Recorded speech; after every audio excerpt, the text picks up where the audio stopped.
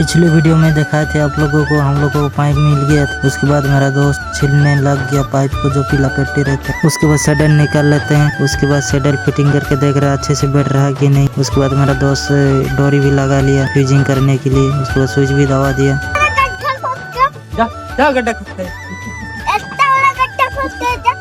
उसके बाद छोटा सुपरवाइजर ने बोल दिया गड्ढा करने जाओ। उसके बाद मेरा दोस्त नौटंकी कर रहा है। उसके बाद यहाँ पर फ्यूजिंग हो गया। उसके बाद ट्रिबुल लगा रहे हैं जो एक्टिव रहता है। उसके बाद पाइप लगाने लग जाते हैं। पाइप लगा के उसके बाद अच्छे से टाइट कर देते हैं। उसके बाद लंच हो जाता है। लंच होने के बाद हम लोग लंच करने बैठ जाते हैं। सब लोग खा रहा अच्छे से, हम भी खा रहे हैं।